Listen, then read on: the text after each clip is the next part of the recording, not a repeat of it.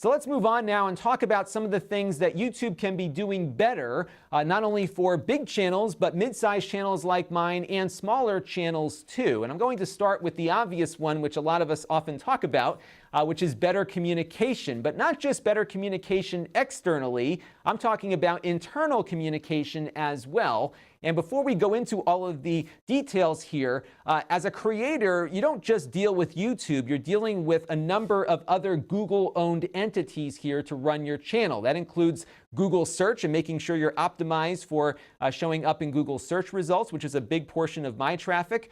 Google AdWords, which are the ads that are skippable and appear before the videos that you see on many of your favorite channels, including mine. That's a means in which the revenue gets to us, and the revenue is paid out to us through Google AdSense, which is a means of sharing revenue with creators, and they wire the money over to you once a month there. We've got Google Plus here, which is a essentially defunct social media platform that Google had launched a couple of years ago to compete with Facebook, but is intertwined with YouTube, especially for those of us who are running branded channels. And then we also have YouTube Red, which is that monthly subscription program that has some features that some YouTube creators, not all, are interfacing with. And all of these things are the things that we as creators have to deal with. And I wanted to start, though, with Google Plus. Now, what happened is a couple of years ago when Google was really focused on taking on Facebook with Google Plus, they launched this great social media platform. And initially, it was really cool. I really enjoyed it. I was connecting with people from all over the world who shared common interests, and it just kind of fizzled out. And meanwhile, the company was very eager to try to get this competitor to Facebook off the ground, and they decided to integrate a very popular platform, YouTube, with their not so popular platform, Google+. And initially, they were requiring that any YouTube account also have a Google+ profile. They have reversed that, but if you are running a branded channel like I am, you need to have a Google+ brand page attached to your YouTube channel. In fact, the brand page is the owner essentially of the channel, and then I can grant access to myself as well as my assistant producer here to work on the channel. So if I want Corey, for example, to pop in and upload something to the Extras channel or my Snippets channel, he can do that through the access that I grant him through this Google Plus interface. He can also maybe edit some stuff on this channel as well if he wants to, or if I want him to, but I can't do that if I had a personal YouTube account because I'd have to give him access to my entire Google account. So if you're running a business here, you have to have the Google Plus profile set up for your effort here, your brand page. And a couple of months ago, I got this email from their robot saying that I was spamming through this brand page onto the Google Plus platform. And then if I kept doing it, they were going to kick me off of Google Plus. And if they had done that, I would have lost the channel and my business completely. So I stopped posting my videos on Google+. And I was doing that automatically through YouTube and Google's own tool. When you go to upload your video, there's a little checkbox there for Google+. And I said, hey, why not put it there, even if nobody's on there? If there's 20 people that are, maybe that would be good for the channel. But nonetheless, I got this email and push notifications and everything else out to me. And I reached out to YouTube, and everyone there was very apologetic, but there was nothing they could do. They couldn't get in touch with anybody at Google Plus to resolve the issue here. So I've just stopped posting stuff to the Google Plus page. But it concerns me that if I accidentally click that button one day, I could get my entire channel shut down for a false alert here on me being a spammer. And this is one example of how I think these subsidiaries within Google are not communicating well with each other. This is not a criticism of the people I work with at YouTube when I do have issues. They are as helpful as they can be, but they are a small cog in a very big corporate machine that is just not communicating well between departments. And you'll hear some other examples of that as we work our way through here. So let's move on now to Google AdWords. And I'm not talking about demonetization yet. I'm talking about maybe finding some ways to have us creators sell into the platform. Now, nothing restricts me from doing that right now. In fact, I've done some experiments where I have bought pre-roll advertising that doesn't appear within my video that you're watching now, but appears before the video like many other YouTube ads do. Anybody can set up an AdWords account and start buying ad space, but I wanted to do some different and creative things, and I couldn't reach out to anybody to get some individual help with it. Your only option as a small buyer is to go through their foreign call center or their little trouble ticket system, and I was not getting any answers, even to simple questions, and it took a long time, to the point where I was like, I can't possibly offer this to any more clients because I was not able to deliver what I even thought I could. And I know there are programs to learn how Google AdWords works and everything, but I think a real great ambassador to the AdWords platform would be a YouTube creator who has a very intricate knowledge as to how people consume content on the platform, and I think could be a very good person to sell advertising to clients that really doesn't interfere with the content. Yet I was not getting anywhere with the Google AdWords team, and I really just kind of put this entire project on hold until I could get in touch with somebody that might be able to help me understand it better.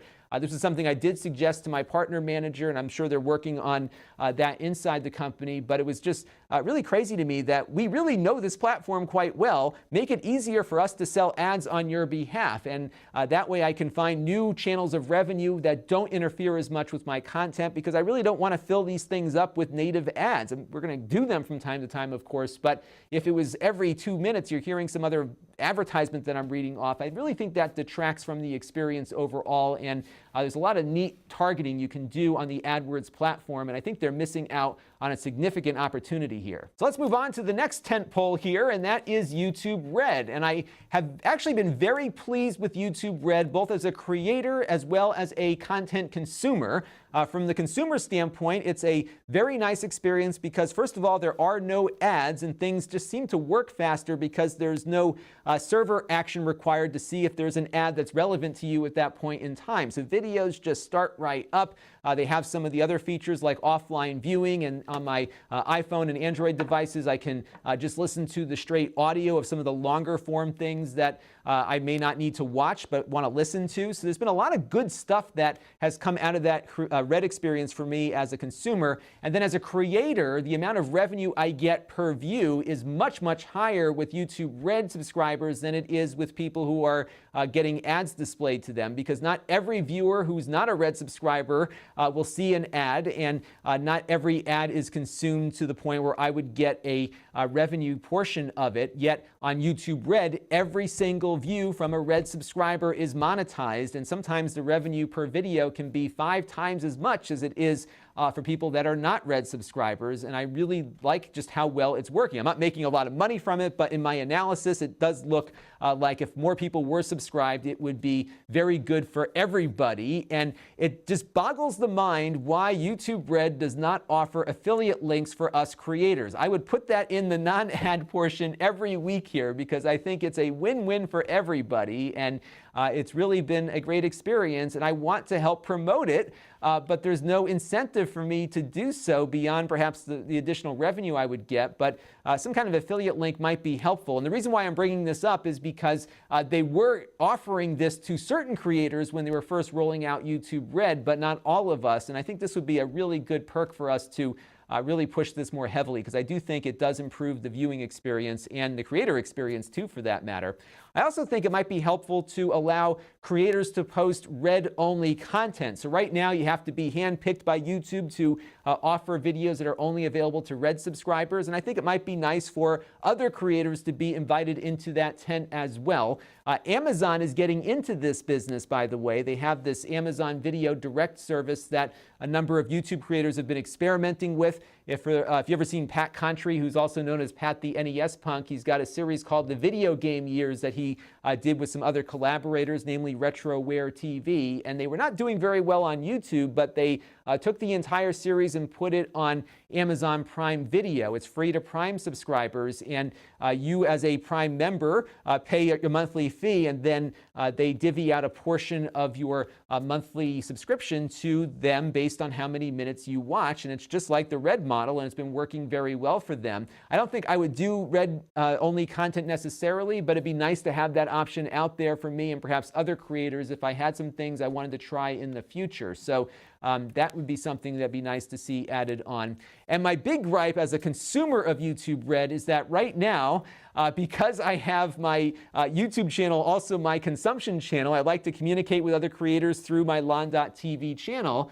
I am not getting YouTube Red on my televisions. That includes my Shield TV. It includes my smart TV apps. For whatever reason, if you are watching YouTube through a branded page, YouTube Red does not work, and you're seeing ads, and my creators are not getting credited for the minutes that I'm watching on my televisions. I have reached out to YouTube support, different department. They pushed me over to the YouTube Red people. I got somebody in India communicating with me in broken English, and they are just not getting the problem here. There's just no solution, and it's been going on now for months, and it's incredibly broken, and perhaps I'm a small subset of the user base here, but I am not getting the experience that I've been paying for.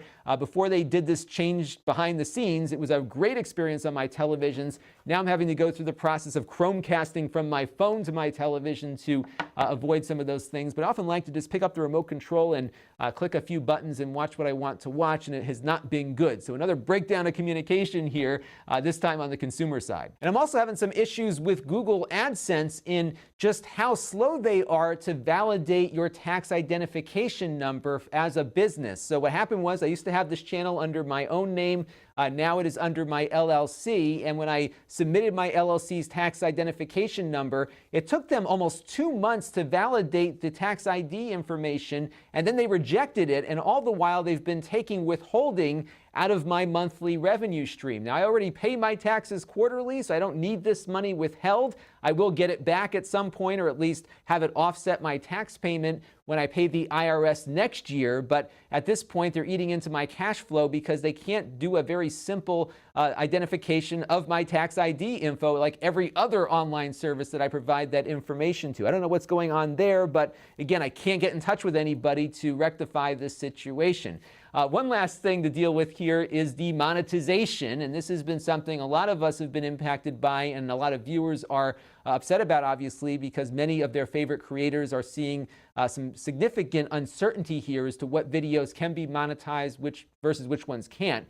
And one of the big problems is that the algorithm that they put together to make this determination is, in my opinion, just broken. Just about everything I upload gets demonetized. I do have the option to upload my videos as unlisted and let them sit there for a day or two, and if they don't get demonetized, then I can make them public, and generally they don't get the yellow flag on there. But that's not realistic for many creators, and I have a couple of things that I think they can do better here. The first is they should be able to assign risk levels for channels.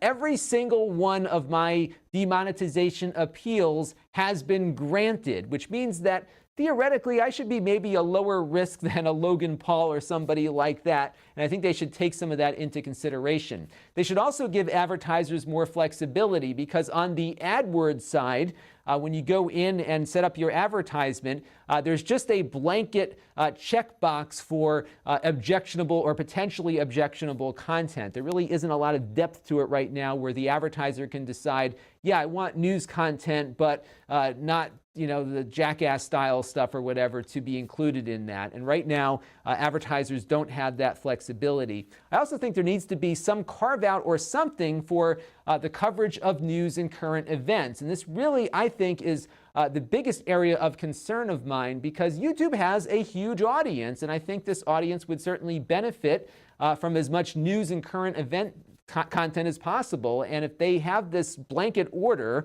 that no coverage of tragedy or conflict is going to be something monetizable, I do think it's really going to impact the quality of that kind of content we see on the platform. And ABC News and CNN all have ads running on their particular YouTube videos, mainly because they sell them themselves. And I think there needs to be some carve-outs here for advertisers, first of all, who are buying into the platform, to make some exceptions for news content that maybe YouTube vets on a risk level basis or something. But again, also going back to my AdWords discussion, to make it easier for channels to sell their own advertising as well, because I'm really not happy with how YouTube's been treating news content providers. And it's really tough because that Toy Fair video I did, it was up for a day, it was fine, and then it got demonetized, and that's content that may not be all that relevant after a week or two. Also dealt with that with the CES coverage, so most of those videos were demonetized pretty quickly as well, and by the time they were remonetized, the news value left, and that's a big problem for news content creators. And I lied. There's one last topic to talk about in this segment, which is YouTube playing nicer with others. There's been this ongoing drama where YouTube has been blocking content from Amazon hardware, namely the Fire TV players and I think some of their tablets as well. And this really needs to stop, especially because Google and YouTube stand for net neutrality, yet they filter themselves off of a competitor's hardware platform over some kind of business dispute. This is not in keeping with that philosophy, and I think it needs to stop. I'm sure there's some reason why this has been happening, but it would be nice for this conflict to end, because I think it does set a very bad precedent, especially as these platforms grow and mature, as they all gain more viewership and get more competitive with each other. It's not going to help me or many other creators to have this kind of dispute happening, especially when their corporate interests suddenly collide with the corporate values they're trying to express, in this case, net neutrality. So we'll see what happens with this, but like I said, they can do better there. So those are a few of the things that I think need to change at YouTube that will make life better for a lot of us, and I think a lot of the things that I suggested shouldn't be all that hard to implement. I'd love to hear what you think down in the comments below. This channel is brought to you by the Lon.TV supporters, including gold-level supporters of the Black Eyed and Blues Music Hour podcast: Chris Allegretta, Gerard Newberg, and Kalyan Kumar. If you want to help the channel, you can by contributing as little as $1 a month.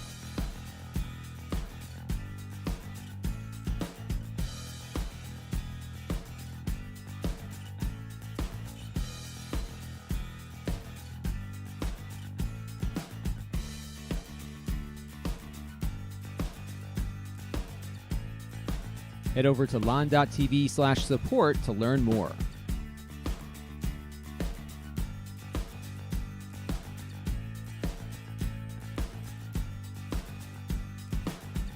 And don't forget to subscribe. Visit Lon.TV/s.